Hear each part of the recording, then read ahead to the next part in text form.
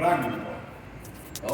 Entonces no usamos todo, cada persona es un individuo diferente, hombres diferentes, mujeres diferentes, edades diferentes, y todo esto va, por eso es un rango. Y entonces la secreción gástrica es 1500 diarios, ¿no? La secreción pancreática es 1200, dicen los libros. Y la secreción biliar es 1000 también. Puede ser 1200, 1000, para redondearlo. Y la secreción intestinal, ¿no es cierto?, del intestino delgado es 1800. Es de que tiene mayor producción, porque es largo también, ¿no? Casi 7 metros, 9 metros. Y las glándulas Brunner, que son las glándulas del duodeno, ¿no es cierto?, producen unos 200 ml. Y después hay una secreción intestinal de 200 ml, hace un total de 6.700, redondeando 7.000, 7 litros diarios de producción de nuestra secreción gastrointestinal desde la boca hasta el ano, ¿no es cierto?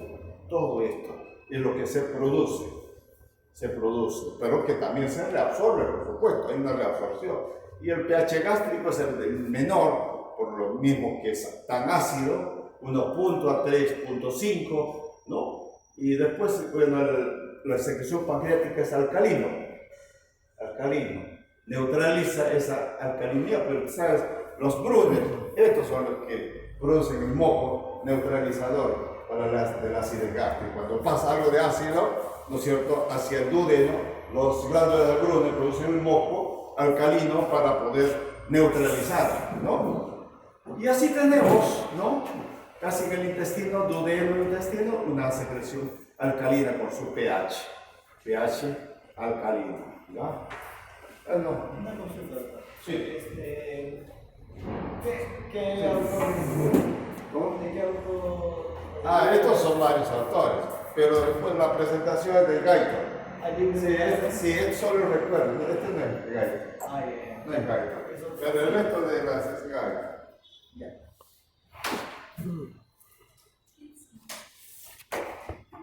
Entonces, es que esto quise traerlo porque hay otro que sí presenta también, pero aquí, digamos, esto puede variar, pero 6.700, 7.000, estamos, ¿no?, en la cifra aproximada.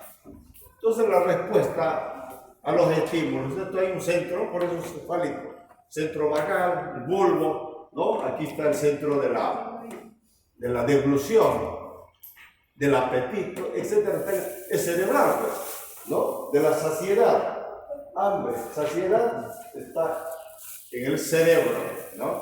Entonces, todo ahí empieza a desencadenar una serie de mecanismos de neurotransmisión y estímulo para activar el proceso digestivo de secreción, ¿no es cierto?, desde las glándulas salivales hasta la parte de atrás, todo, absortiva, etc.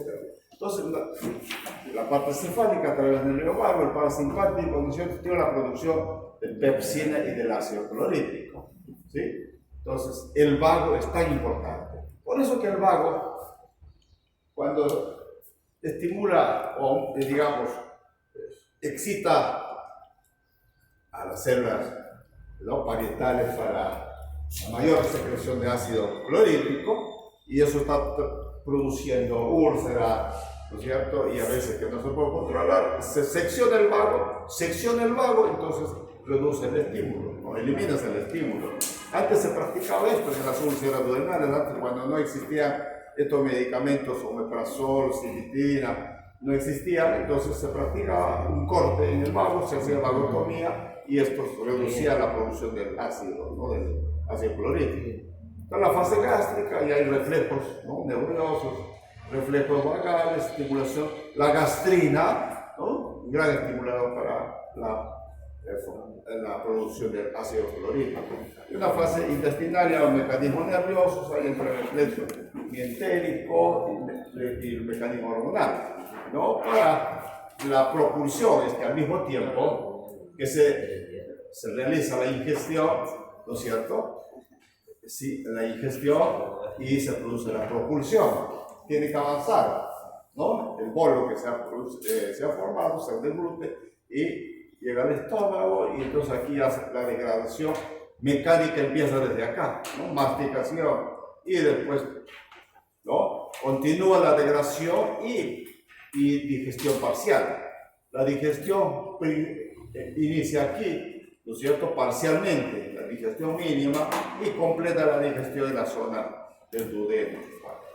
Ahora sí vamos a entrar a eso. Esos dos láminas era más repaso. ¿Ya? Y entonces hoy día vamos a ver la digestión y la absorción. Ya una vez comprendido cómo es el aparato digestivo, ¿no? Lo que es la parte de motilidad y secreción, entonces vamos qué es lo que se absorbe, pero los alimentos, aquellos que nos van a nutrir, nos van a producir energía, ¿no? Y van a dar sostén, reparación, ¿no? Todo. El alimento no solo es energía, sino también reparación y todo lo que requiere el organismo. Entonces ingerimos carbohidratos, se ingiere el almidón, ¿no es cierto? Y esto se va a ir degradando pues, desde la boca, ¿no? La amilasa salival lo va a desdoblar aquí al almidón, va a reducir y romper la cadena, ¿no es cierto?, de glucógeno, por ejemplo. Y entonces va a pasar y parcialmente ahí se detiene esa digestión de los carbohidratos en el estómago porque se inactiva la amilasa, ¿no es cierto? Y entonces, pero el duodeno se activa la amilasa pancreática y entonces ahí sí se degrada por completo y para los monosacáridos, que ya saben esto, ¿no? Los oligosacáridos, la lactosa, la biosina, para llegar a los monosacáridos. Los disacáridos también, igual de la misma manera, ¿no es cierto?, para llegar a monosacáridos, glucosa, ¿no? La lactosa y fructosa, ¿no es cierto? Fructosa o maltosa. Y luego esto podrá ser absorbido en esta condición y pasar a los capilares sanguíneos y ser absorbidos. Esto ya se lo dejo a ustedes. Entonces, aquí interviene la amilasa pancreática en todo esto, ¿no? A desdoblar, ¿no? Desdoblar las cadenas, ¿no es cierto?, de estos oligosacáridos. Lactosa, almidón, sacarosa. ¿Dónde se absorbe? Digamos, ¿en qué lugar se absorbe? Yeyuno. ¿En qué parte de Yeyuno? ¿Y en qué parte de velocidades? ¿Pero en qué parte de la velocidad? Enterocito, ¿pero dónde está el enterocito? ¿Dónde? No.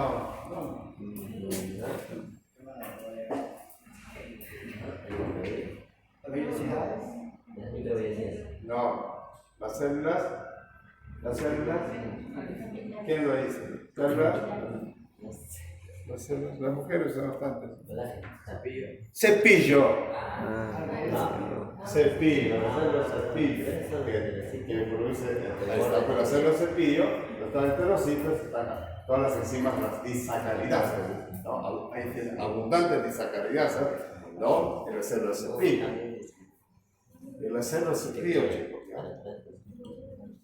¿Dónde está? Entonces, cuando ocurre la falta de estas enzimas, no se digieren, pues. ¿Cuál es esto? Caso clínico. Intolerancia a la lactosa. ¿Hay aquí intolerante a la lactosa? ¿No? Intolerante. Entonces compras leches, ¿no? ¿Sí? Claro. Entonces hay falta de esta enzima, porque uno puede beber la leche y entonces tienes que, ¿no? Digamos, por falta de las enzimas de la lactasa, ¿no? Que no digiere la leche, entonces, pues, digamos, necesitas tomar en cuenta en tu alimentación. La absorción de los carbohidratos, aquí está, pues, como células del borde en cepillo, ¿no? Las células en borde en cepillo, aquí, no aquí. Aquí donde se, ¿no? Ahí donde se absorben los carbohidratos. Las células del borde en cepillo. Ahí se hidrolizan, ahí están las disacaridasas, se hidrolizan los disacáridos, las trisacáridos, oligosacáridos, a monosacáridos. Y entonces se puede absorber, ¿no? ¿Está bien? Entonces, absorción, ¿cierto? En las células de borde en cepillo, y que está donde están las microvellosidades, ¿no? Claro, todo es enterocito, eso, pero propiamente en las células de borde en cepillo. Ahí donde se absorbe por difusión facilitada, por transporte activo, ¿no es cierto? Para llegar a la sangre, Entonces aquí tenemos la luz intestinal, de la pared, aquí está las microvellosidades, ¿no es cierto? Y como por transporte activo, junto con el sodio. La glucosa es un sodio para poder ser absorbido, ¿no es cierto?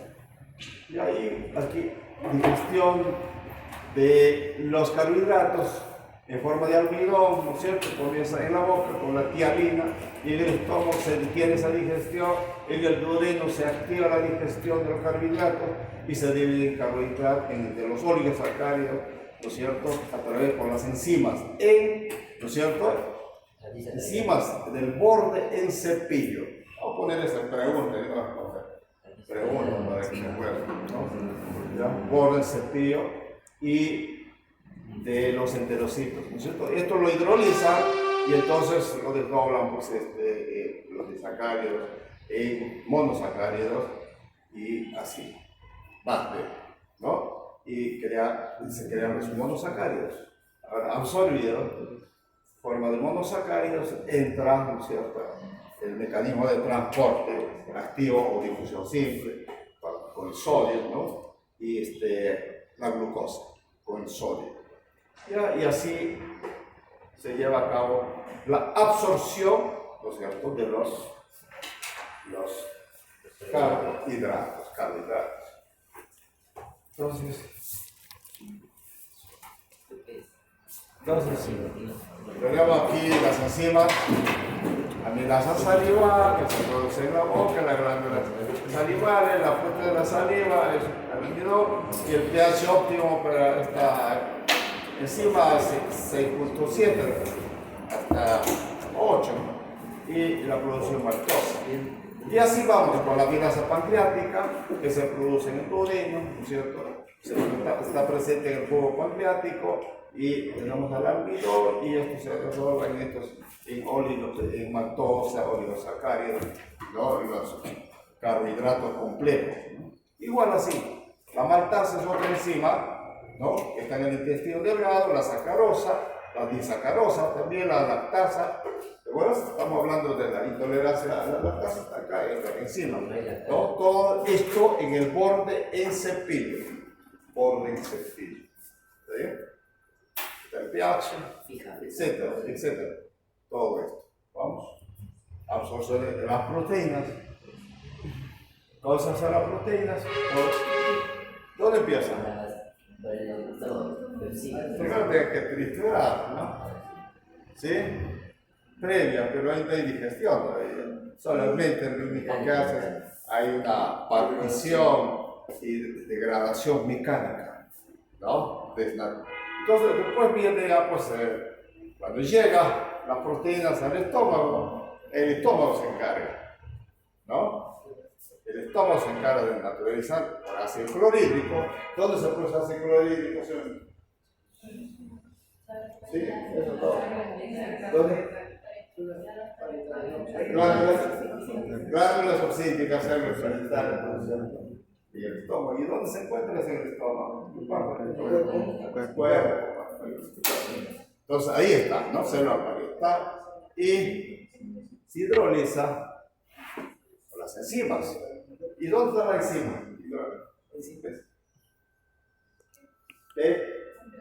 Pepsinol. ¿Y dónde se produce pepsinol? Células principales de las glándulas oxídicas. Todo, ¿no es cierto? Produce las células principales, el pepsinógeno, es inactivo, ¿no? Se activa con ácido clorhídrico se activa a pepsina y de esa manera, ¿no es cierto?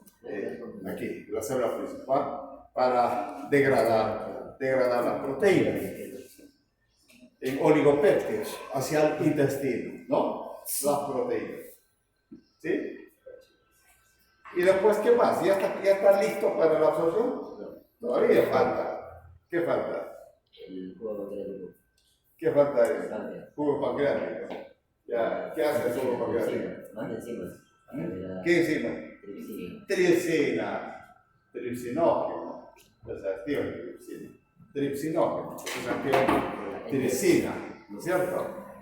Y bueno, tenemos aquí la célula principal, pero esto ya lo hemos mencionado, ¿no? La célula enterocromafila que va a producir la estamina. A este nivel antes se inhibía cimetidina, bloqueaba esto para reducir el ácido. Después aparecieron los omeprazoles, hasta el día de hoy se mantiene el omeprazol para inhibir la bomba de protones, ¿no es cierto? Sodio y potasio para que, digamos, frenar la producción del ácido clorhídrico. ¿Ya? Y bueno, células que la gastrina, esto ya lo sabe. Y aquí las glándulas oxíticas también producen unas células especializadas en producir el factor intrínseco. ¿Qué hace el factor intrínseco? Ayuda a la absorción de la vitamina B12. Ayuda a la absorción de la vitamina B12 para formar los glóbulos rojos. ¿Y qué pasa si no hay factor intrínseco? Anemia. ¿Verdad? ¿No? Caso clínico, ¿no es cierto? Caso clínico, anemia. Entonces, seguimos, ahora estamos en el intestino, ¿no? Estas sustancias degradadas de las proteínas ya por la pepsina, el ácido clorhídrico, entonces van al intestino. Ahí las enzimas del páncreas, ¿no? Las enzimas de los enterocitos van a degradar hasta, ¿no? Para los aminoácidos, ¿no? Los aminoácidos para ser absorbidos. Entonces aquí ya dijeron ustedes, ¿no? Tripsinógeno, ¿no es cierto? La tripsina y las proteasas también son las que van a producir esa hidrólisis. Aquí está el enterocito, los intestinales, la pared. Entonces de aquí vamos al páncreas, ¿no? El quimiotripsinógeno y quimiotripsinógeno, ¿no es cierto? Va a activarse en tripsina y la tripsina va a desdoblarse, ¿no? Esta cadena a formar luego aminoácidos, péptidos, dipéptidos, ¿no? A la forma de aminoácidos para que puedan ser absorbidos, ¿no? Por un mecanismo de transporte activo como el sodio.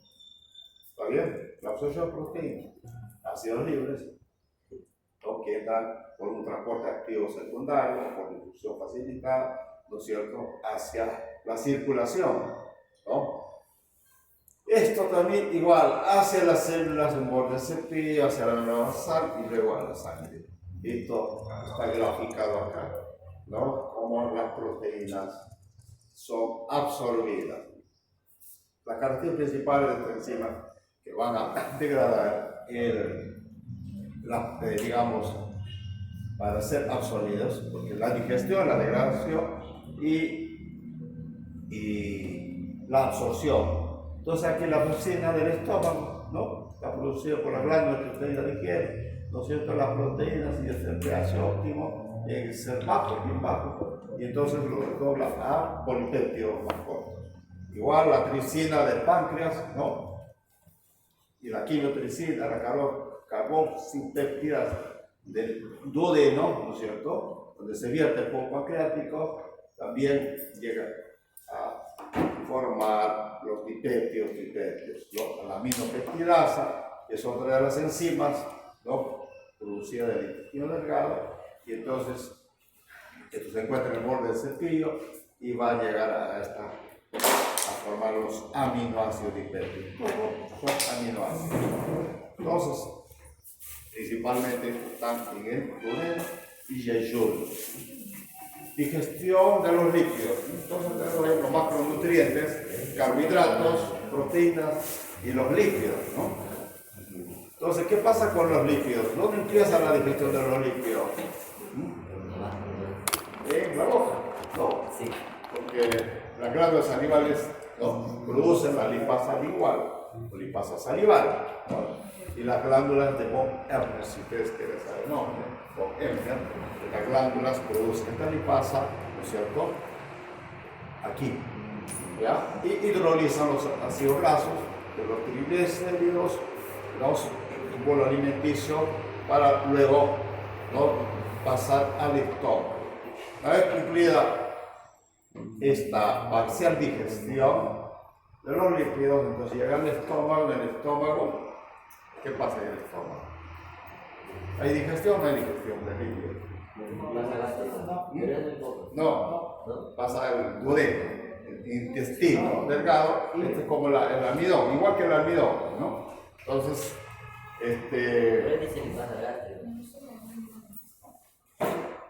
muy mínimo, ¿no? Porque la lipasa pancreática es la que realmente cumple la función de, ¿no?, la función de la digestión. Claro que hay una lipasa lingual, lipasa gástrica, lipasa, bueno, en realidad es pancreática, ¿ya? Y los sales biliares. Importante, aquí son los sales biliares, ¿no? Las sales biliares, que va a desdoblarlo, ¿no?, a monoglicéridos, digamos, quiero decir, ácidos grasos, glicerol, todo para la absorción, todos los fosfolípidos, colesterol, ¿no?, a un colesterol libre para poder ser absorbidos a monoglicéridos, ¿no?, que en esta forma luego serán absorbidos. Entonces ustedes ven acá cómo desde la digestión de estos lípidos, ¿no?, desde la boca hasta el intestino, van a producir en el duodeno la emulsificación de las grasas, ¿no?, y formar los ácidos grasos para la absorción, ¿no? Pero aquí la presencia de las grasas en el duodeno va a estimular por la secreción biliar a través de una, claro, por la colecistocinina, ¿no es cierto?, es la hormona que va a activar la contracción vesicular, el vaciamiento vesicular, para que pueda haber un buen flujo biliar y poder, ¿no?, completar la digestión de las grasas a partículas más pequeñas, que son los micelos, ¿no? Micelas, kilomicrones, ¿no?, para ser absorbidos. Aquí los lípidos, simples, glicéridos, etc., ¿no? Todo eso. Ahí está la absorción de los lípidos.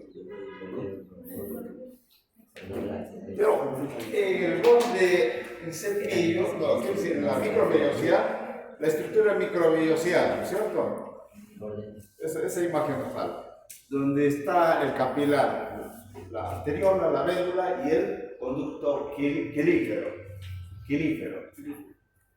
¿Se ubican en la estructura de la vellosidad? ¿No? La vellosidad, está la arteriola, la médula y el conducto quelífero. Ahí es donde se absorbe esto, el conducto quelífero. Aquí está.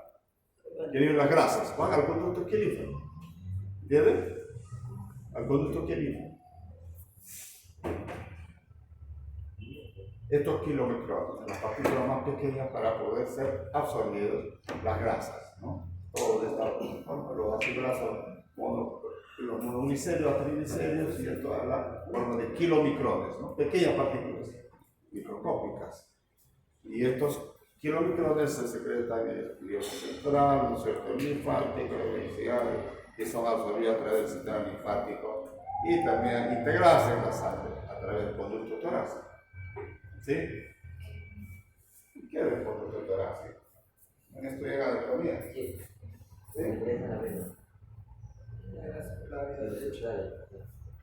El conducto atraviesa el diafragma. Sí, claro. ¿Atraviesa? Sí. Claro que sí, por supuesto. ¿Y dónde es tu boca? No, en la confluencia. Yúgulo, subclavio, izquierdo. En la confluencia. Entonces, proceso digestivo de los triglicéridos, ¿no? De la boca, la lipasa lingual, la lipasa gástrica y la lipasa pancreática. Kilomicrones a la sangre, ¿no? Hidrólisis de los triglicéridos, van a liberar los ácidos grasos libres, ¿no? Y bueno, ya carbohidratos, proteínas y lípidos. Y después, ¿qué más se absorbe? En la alimentación están, ¿no es cierto?, los oligoelementos, ¿no?, que son las vitaminas, ¿no? Todas las hidrosolubles están acá, la C, la B y toda la B, y los liposolubles, que es la A, E, la K, ¿no es cierto?, y la D, ¿sí? Todo eso son los liposolubles, los hidrosolubles. Entonces, la absorción, principalmente aquí no vamos a hablar de todas las vitaminas, de la vitamina B12, ¿no? Ya está. Para que se absorba la vitamina B12 es necesario la presencia del factor intrínseco. El factor intrínseco de Cáceres, ¿no? Cáceres, ¿así es? Ya. Y entonces, y la presencia de la vitamina C, ¿no? La vitamina C facilita la absorción, también participa, ¿no es cierto? Vitaminas. Entonces, ¿qué hace aquí? Hace el desdoble de vitamina B12, ¿no? Entonces una vitamina B12 libre, el factor intrínseco interviene y es liberado, porque esto es liberado por las células parietales, ¿no es cierto? Y se absorbe en el hilo terminal en unos 5% de la agua. Y esta es la vitamina B12, luego es transportada por toda la vida. Entonces, importante la vitamina B12, la cobalamina, ¿no?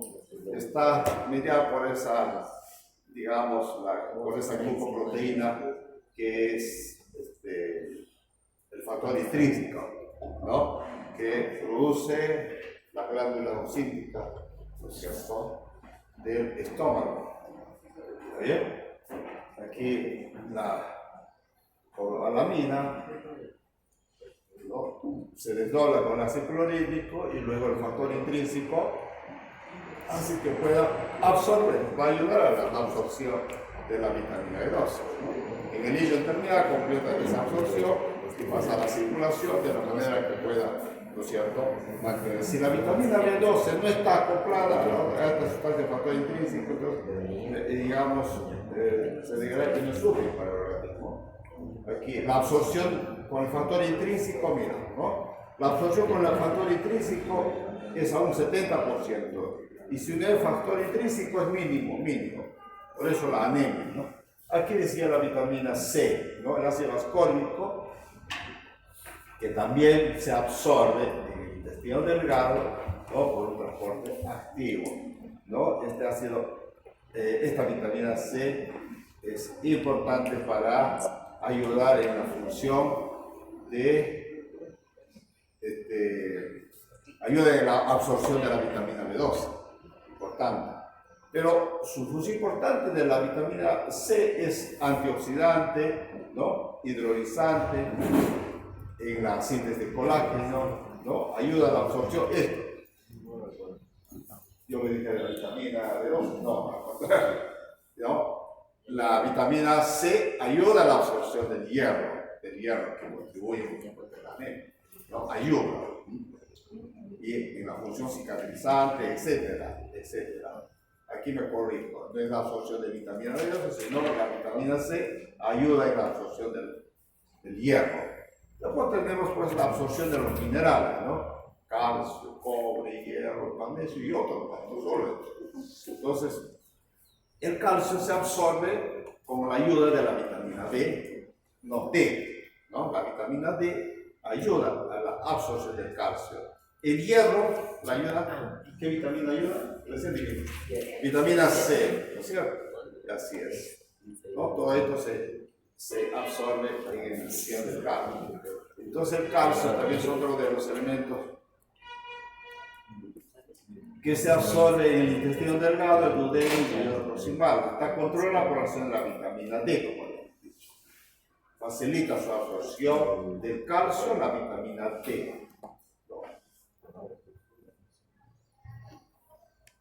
Y la absorción del hierro, que nos interesa por el tema del año, ¿no es cierto? Lo encontramos en la sangre, en glóbulo rojo, por supuesto.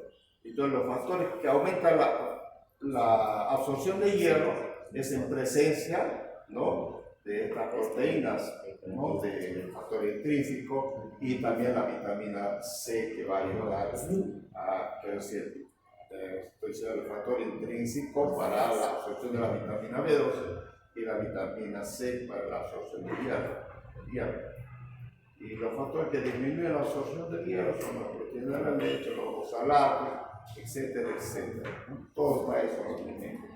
Y finalmente los minerales, ¿no? Sodio, potasio, cloro, también se absorben en el intestino delgado. Y el agua. Por eso finalizamos la absorción de los macronutrientes, micronutrientes, ¿no es cierto? Y el agua no se absorbe. ¿Cuánto se produce? Ya hemos visto, ¿no es cierto? El agua que pasa por el intestino delgado aproximadamente son 9 litros diarios. 2 litros proceden de la alimentación y los 7 proceden de las secreciones digestivas. ¿Se acuerdan la primera diapositiva que vimos, no? En las secreciones, ¿cuánto es el volumen? ¿No? Está agua, ¿no? La saliva, el 99% es agua, ¿no? Y así en todas estas secreciones, la mayor parte es agua. Y entonces el 80% se reabsorbe en el intestino delgado, el resto en el intestino grueso. La función del intestino delgado es absorción del agua. Por eso una obstrucción intestinal pues es crítica, ¿no? Crítico. Se produce mayor secreción de los jugos gástricos, biliares y pancreáticos y no hay absorción y entonces estamos en un desequilibrio hidroelectrolítico y vamos a una hipovolemia, ¿no? Absorción del agua, por difusión simple, por supuesto, del agua, ¿no? A veces al el sodio con el agua, ¿no? El sodio se enriquece con las células, carga el agua, ¿no? Y bueno, todo esto, cerca del 90% de agua es absorbida en el intestino delgado y el resto en el intestino grueso.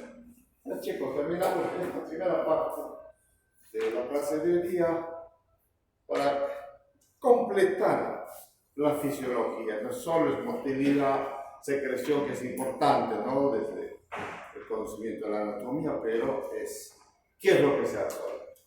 ¿No? Los nutrientes que requieren nuestro organismo, ¿no? ¿Qué hora es? 8:20. Ya, entonces el tiempo que nos falta vamos a esto, ¿no? El repaso, ¿sí? Un repasito, ¿no? Entonces vamos a ver la motilidad, el sistema nervioso, propulsión de los alimentos, funciones secretorias, digestión, fisiología de los cuerpos, me encanta esta diapositiva que quería compartir con ustedes. Entonces, aquí, el principio general de la motilidad gastrointestinal, ¿no? Las características de la pared intestinal está provisto, ¿no? No solo por un epitelio de revestimiento, ¿no? En su mucosa, también muscular, ¿no? La muscular mucosal y también la muscular circular y longitudinal para cumplir la función de la motilidad, ¿no? Entonces el músculo liso en el intestino, el tracto digestivo, desde el esófago, estómago, intestino y colon, está provisto de estas fibras musculares, ¿no? Que responden, por supuesto, ¿no? A un estímulo al reflejo, ¿no? Tiene un sistema mecanoreceptor, ¿no? Porque empieza a activar, ¿no? El movimiento intestinal. Permanentemente hay movimiento intestinal. Normalmente existe, no está en total reposición. En estos momentos el intestino se está moviendo, ¿no? En la situación de hambre se mueve más, ¿no? ¿Por qué se mueve más a las chicas? ¿Cuál es el estímulo del movimiento gástrico? ¿O qué es el estímulo intestinal? La glucosa, pues, ¿no? Cuando baja la glucosa, esto ya estimula, ¿no? La caída de la glucosa estimula el movimiento intestinal, ¿no? ¿Ya? Entonces te está pidiendo a gritos, ¿no? Que haya alimento.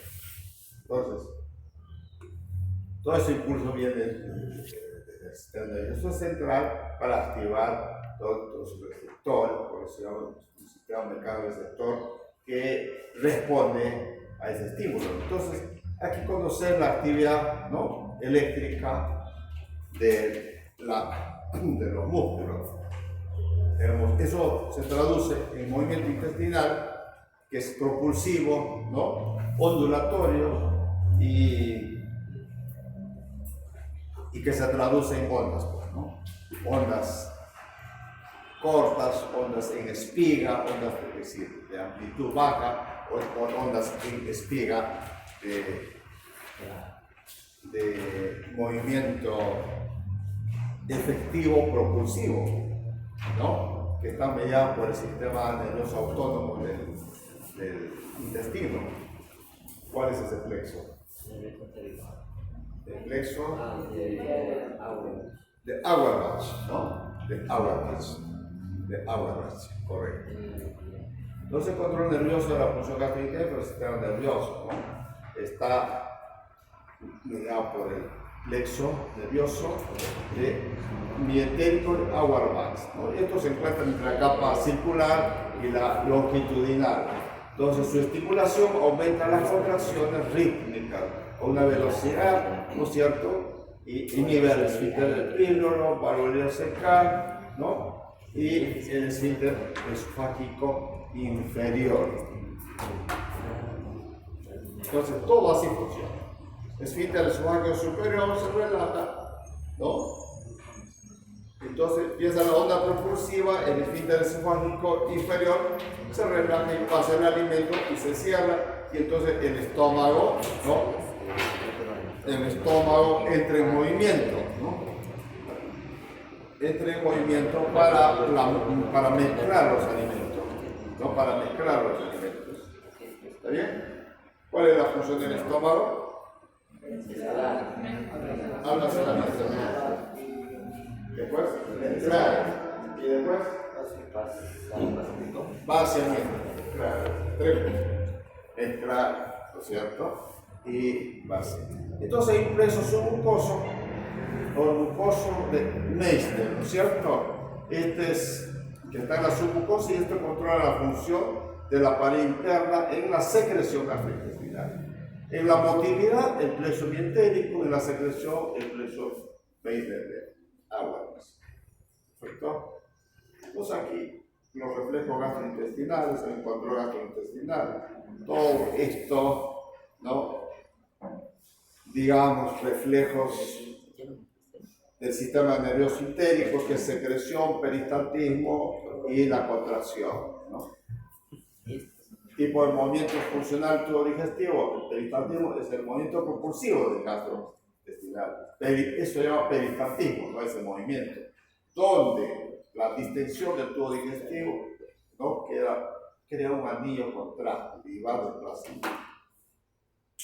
Así, tú ves el estómago, una bolsa, pero se contrae, si lo visualiza, ¿no?, se contrae. Nosotros eso lo vemos en la cirugía laparoscópica, porque cuando entramos a operar, no estómago, otras cosas estamos operando y queremos estimular el estómago. Le tocamos nomás con la pinza, queremos le tocamos el estómago y el estómago responde. Así, ¿no? Sí, reacciona y se contrae. Se contrae así como el reloj de arena. ¿Has visto el reloj de arena? Se contrae, ¿sí? Trabaja de una manera impresionante cuando tiene que mezclar los alimentos, ¿no? Las contracciones del estómago son mover desde el fondo hasta el antro los alimentos, ¿no? Desde el fondo hasta el antro. Y entonces ahí se termina la mezcla en el tubo digestivo, ¿no? Esa mezcla, ya esas contracciones duran segundos, luego aparece en otro punto. Y luego el flujo sanguíneo gastrointestinal, ¿no? Esto es la circulación enterohepática, que no lo vamos a ver ahorita. Entonces, el proceso digestivo, propulsión, mezcla de los alimentos en el tubo digestivo. Ya todo empieza cefálico y después la ingestión, ¿no? En la ingestión, ¿qué fase tenemos? Degustación. Masticación, deglución. ¿No? Ingerir el alimento, masticar y deglutir. Entonces, en la masticación, ahí se forma el bolo alimenticio, ¿no? Se mezcla con los jugos animales para poder pasar al estómago. Entonces tenemos la función motora del estómago, que ya lo hemos mencionado, movimiento del intestino, que es el peristaltismo, ¿no es cierto? Y movimiento del colon. Todo es, desde la boca hasta el ano, es, ¿no?, movimiento propulsivo, de poder avanzar con el bolo, ¿no?, alimenticio, que después ya no será bolo, será quimo, después ya no será quimo, será quimo, ¿no? Ahí está, ¿no? Digestión. ¿En qué músculo trabajan, chicos? Para el examen, ¿no? En la apertura, ¿qué músculo? No, el cierre. Cierre. Pterigoideo externo. ¿Qué más? Vientre anterior. Es en el cierre. Vientre anterior de llegar. Miroideo. La apertura. ¿Ya? Miroideo y ginioideo. Así está. ¿Está bien? Entonces, en esa masticación, el abrirlo, ¿no?, en la lateralización de ¿qué músculos? En la masticación. No decíamos que ¿Qué? Los pterigoideos, el externo y el interno, o el mediano o el lateral. Eso, ¿no? Esos son los músculos de la lateralización, ¿no?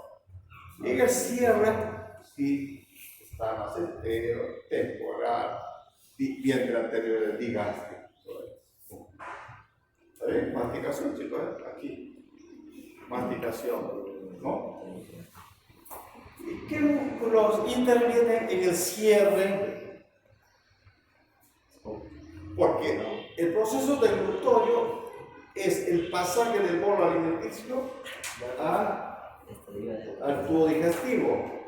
Empieza en la faringe, entonces pasa de la boca a la faringe. Entonces, en ese proceso tiene que protegerse la vía respiratoria, ya sea por la nariz o por la tráquea, ¿no? Entonces, hay movimiento, cierre, ¿no?, de la coana y cierre de la tráquea, y se cierra no solo porque el epiglotis lo cierra, sino también las cuerdas vocales se acercan, ¿no es cierto? Todo esto es un movimiento sincrónico. Entonces la pregunta decía, ¿qué músculo interviene en él, ¿no?, para obstruir la vía respiratoria nasal? Muy bien, eso, el elevador del velo paladar y el tensor del velo paladar. Esos son los tienen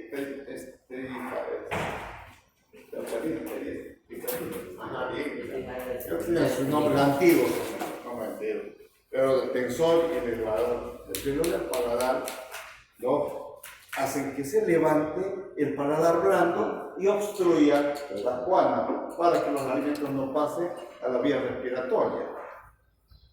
Y en eso, así, al mismo tiempo, ¿no es cierto?, que se le eleva también la epiglotis, ¿no?, se cierra y lo horizontaliza para que la laringe y la faringe pueda llevar en ese sentido el alimento y lo deglutimos, ¿no? Y eso se repite toda la vez. Aquí estamos, ¿no? Propulsión de la lengua empuja el bolo, ¿no? Pero aquí un sello palatino, aquí está, ¿no? El sello palatino se cierra por el tensor y el velo del paladar, y la contracción faríngea, ¿no?, cierre de la epiglotis para que no pase, esta es la vía respiratoria, y entonces el alimento es deglutido, el bolo es deglutido, y aquí hay una apertura del esfínter esofágico superior, ¿no? Todo esto desde acá, ¿no? Sello del palato gloso, sello nasopalatino y contracción de la faringe y cierre de la epiglotis. Después ya vamos a la función motor del estómago. El estómago cumple tres funciones. Ustedes dijeron almacenar, mezclar y almacenamiento. ¿No? El estómago se relaja cuando llega el alimento, se distiende, relaja, ¿no? ¿Qué capacidad tiene el estómago para recibir alimento? 4 litros. 4 litros. Qué abuso. ¿Cuánto es eso? ¿Un plato, 2 platos, 3 platos? ¿Cuánto es buenos platos? No, no sé. ¿Sí? Bueno, es tanto, ¿no? Es que el estómago tiene una capacidad de distenderse. Las fibras de la pared del estómago tiene capacidad de distenderse. Por eso cuando las cirugías bariátricas para reducir peso, tú le haces un tubo de estómago, al principio funciona bien porque estás bajando el peso en poco tiempo, 15, 20 kilos. Entonces, estás contento.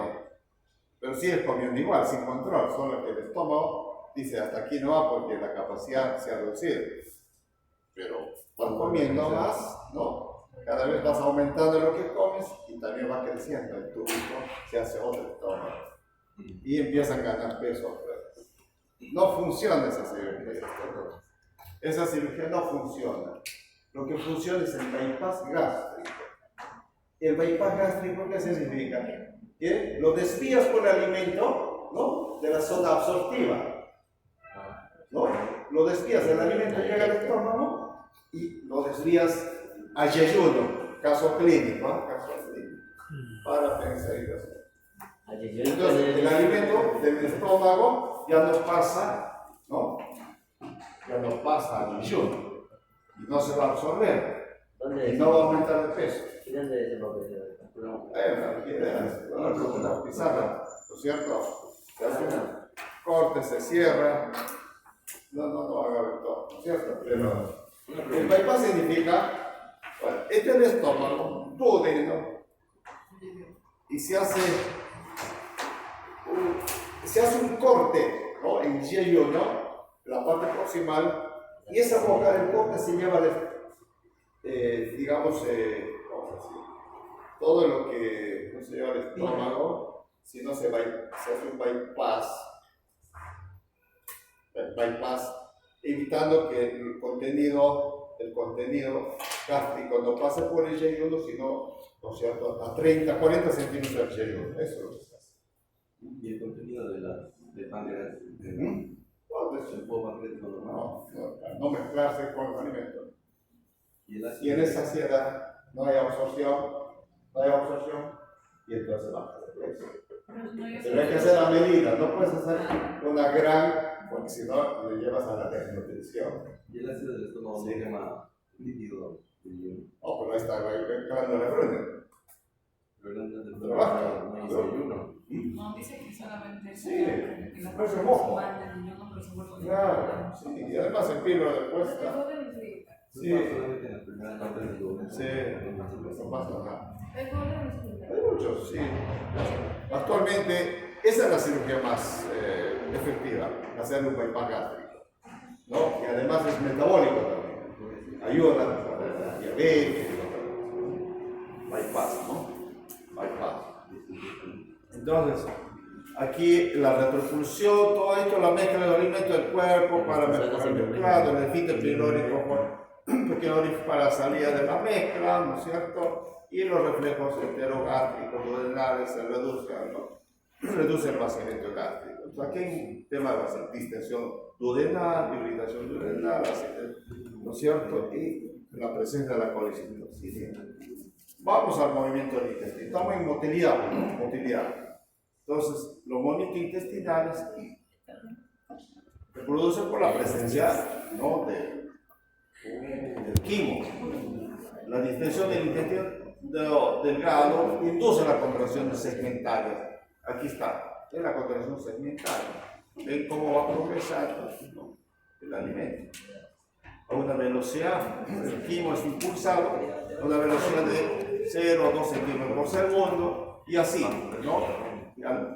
Y va disminuyendo en la parte terminal. Todo esto obedece a señales nerviosas, a la presencia del quimo, ¿no?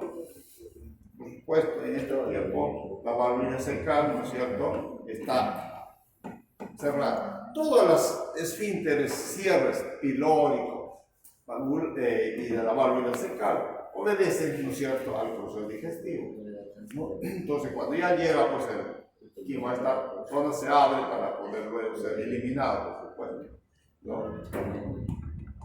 Y después tenemos el movimiento del colon, ¿no? Entonces el colon es menor que el intestino, se mueve menos que el intestino, ¿no? Entonces aquí está representado por las austras ovarias, ¿no? El movimiento del colon es muy lento, las ondas son bajas, ¿no? Entonces la contracción del músculo circular es forma de austra, ¿no? Con dos objetivos: propulsión por manterola, ¿no es cierto?, la carga fecal hacia el ano, y la mezcla de estas contracciones, ¿no es cierto?, se introduce, luego expone a la cesta de la mucosa intestinal. ¿Está bien?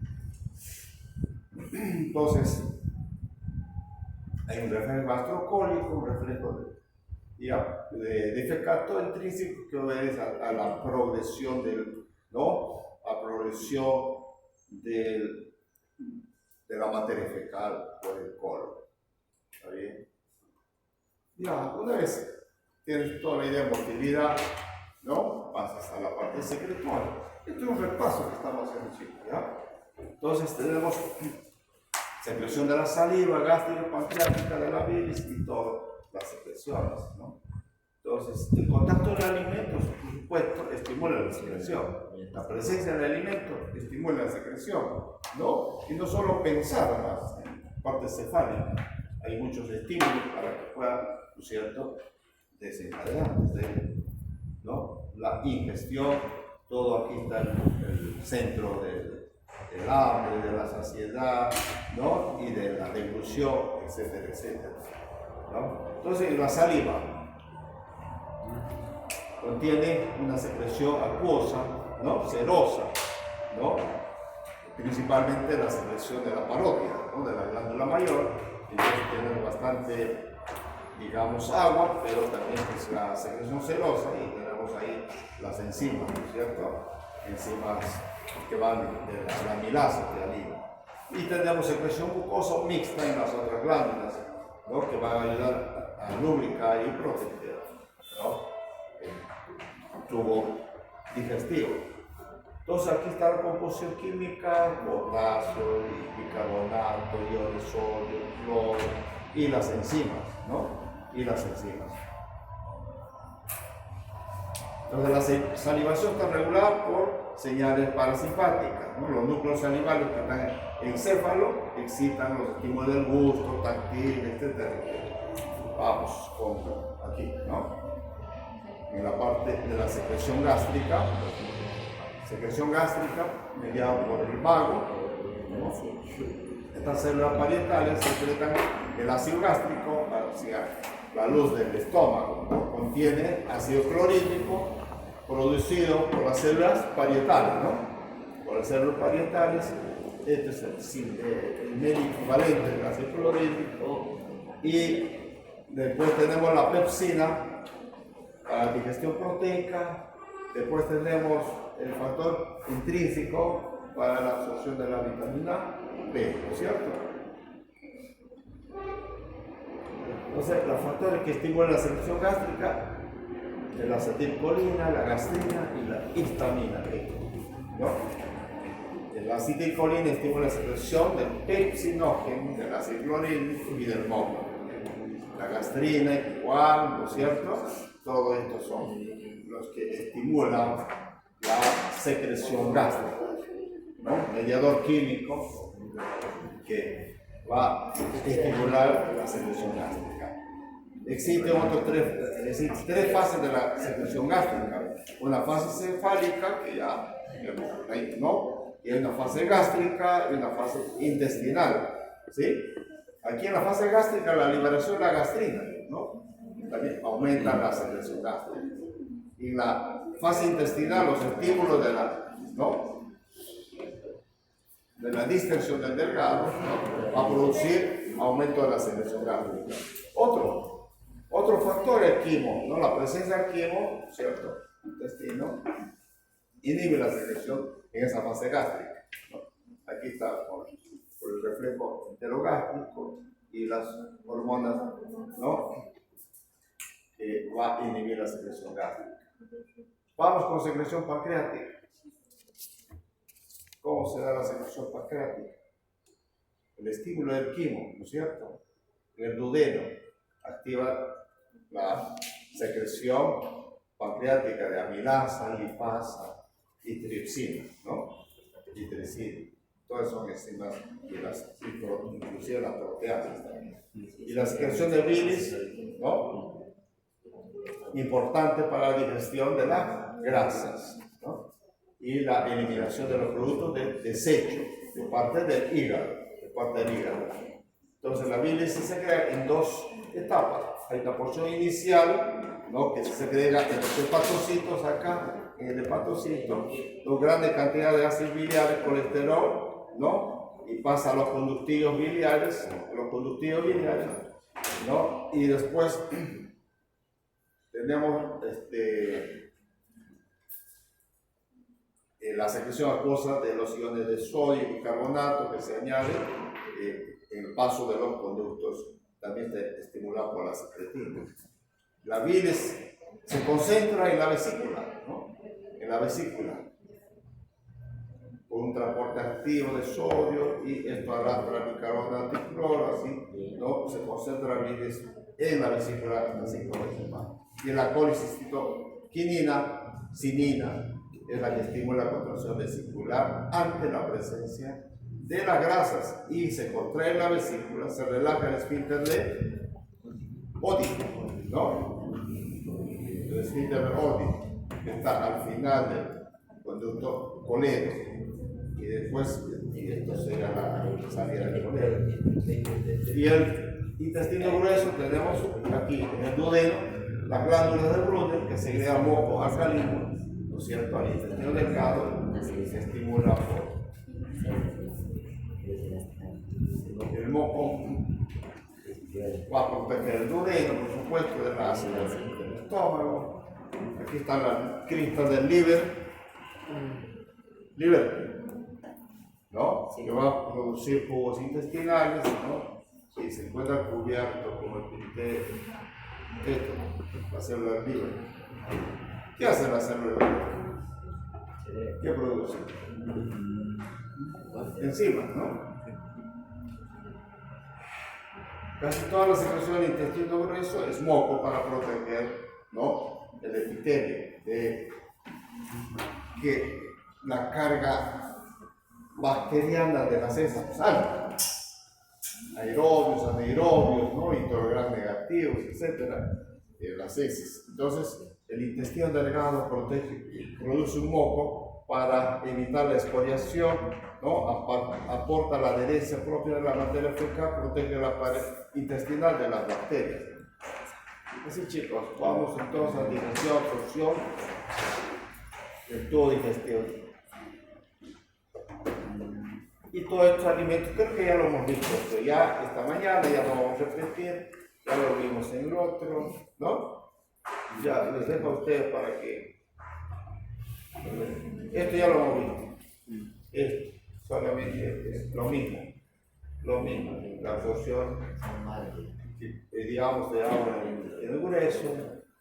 Y aquí ya solo los trastornos de inclusión, son trastornos de estómago, ¿no es cierto?, que pasa cuando hay lesión nerviosa, ¿no? El movimiento del glutorio se altera, sobre todo el daño de los pares craneales, trigémino, los parígenos y vago. ¿Qué nervio inerva el palato? ¿Qué nervio inerva el elevador del velo del palato? ¿Nervio? Vago. Al tensor es El trigémino, El tensor trigémino. y al elevador ¿Verdad? Vago. Así es. Entonces, hay disfunción muscular, por supuesto, cuando hay parálisis, y eso altera todo. Mecanismo del glutorio, ¿no? Y si el glutorio tiene que hacer solamente ¿no? Una apertura en el estómago y alimentar directamente al estómago. No de gluten, hay un problema de parálisis, entonces haces una gastrostomía para que pueda alimentarse, ¿no? Y si hay acalasia, ¿qué pasa? ¿Qué hacemos en la acalasia? No se relaja el esfínter, entonces ahí se hace una miotomía, ¿no? Una cirugía para relajar el músculo, ¿no? En el esfínter esofágico inferior. Bueno, trastornos en el estómago, alteraciones, hiperproducción del ácido, lleva a la gastritis, ¿cierto? Inflamación, ¿no? Eso principalmente en el estómago. Y puede otras enfermedades más, pero es más cuando hay un factor, a ver, el ácido y el poco moco que se produce, porque si el moco gástrico se reduce, entonces el ácido predomina y eso altera el revestimiento, el epitelio, ¿no? Del estómago. Pero si hay un equilibrio, la presencia del ácido es normal en el estómago, ¿no? Entonces, pero si ese factor detensa, el moco no se produce suficientemente, y entonces ahí es donde viene el problema de la inflamación, ¿no? Trastorno del intestino delgado, incapacidad del páncreas para secretar jugos, ¿no? Insuficiencia pancreática, una pancreatitis crónica, entonces falta lipasa, falta amilasa, y entonces hay un problema de, ¿no? De digestión. Cuando hay un problema de digestión, ¿no? Esto se convierte en una diarrea crónica, no se absorbe. El intestino delgado dice, no, así no acepto. Y pasa todo, diarrea crónica, diarrea grasa, diarrea tipo grasa. Entonces, pancreatitis es una inflamación del páncreas, ¿no? Que puede ser alcohólica o puede ser por los cálculos que se obstruyen en la apoyamata. Entonces, se inflama todo el páncreas. Y si inflama todo el páncreas, ¿cuál es la respuesta? Producir más amilasa, lipasa. Entonces, si viene un paciente a la emergencia con un intenso dolor en el abdomen, él dice, me duele aquí el hígado, y ese dolor se corre en cintura cerebral y está con vómitos, ¿no? ¿Por qué vómitos? Todo esto solo está inflamada y hay una parálisis del duodeno en esta zona, entonces no recibe, ¿no? El estómago está con alimento y tiene que vomitar, vomita, no pasa. Entonces pancreatitis es dolor, vómitos, ¿no? Y si hay una obstrucción acá, habrá ictericia también, ¿no? Al amarillo el paciente, ¿no? Entonces, ¿qué produce aquí? ¿Cómo mides? Estás en la emergencia, pero el médico de emergencia y dice, ¿será pancreatitis, será apendicitis? ¿Qué será? Entonces le pides amilasa, le pides lipasa. Y entonces la amilasa está súper elevada, es pancreatitis. La lipasa está súper elevada, es pancreatitis. Pancreatitis, solo pidiendo pancreatitis, ¿no? Elevando. Y trastorno de intestino grueso, ¿cuál es? Obstrucción intestinal, el estreñimiento prolongado. Puede producir, ¿no es cierto?, no solo megacolon, sino diverticulitis, ¿no? Cuando hay cambios en la presión intraluminal del colon, ocurre eso, ¿no? Y empieza a herniarse, ¿no? La pared del colon. Y después la y el intestino grueso, la diarrea de los viajeros, un asunto de estrés. ¿Hay diarrea de estrés? Sí. Hay grandes descargas colinérgicas, estrés. Y antes de empezar, diarrea. ¿Sí? Diarrea. Antes de empezar, diarrea, ¿sí? Te va conociendo Ahí se va todo. ¿No?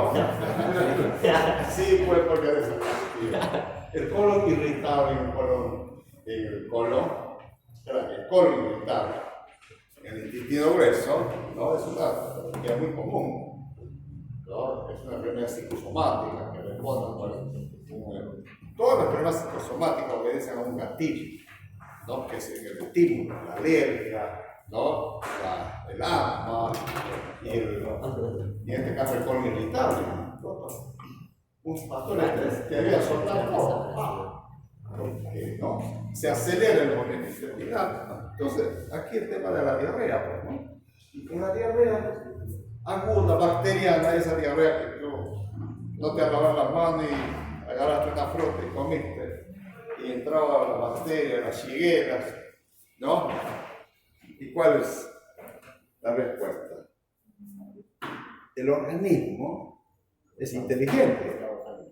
Claro, eliminar. ¿No? Deshidratación. ¿Mm? Deshidratación. Y bueno, eliminas todo, no solo agua, todo se va, sodio, potasio, bicarbonato, y todo se va. Y tienes que reponer, por eso en la reposición son los sales de la hidratación, ¿no es cierto? Son los electrolitos, así que tú, electrolite, electrolato, para reponer electrolitos y agua y electrolitos, ¿no? ¿Está bien?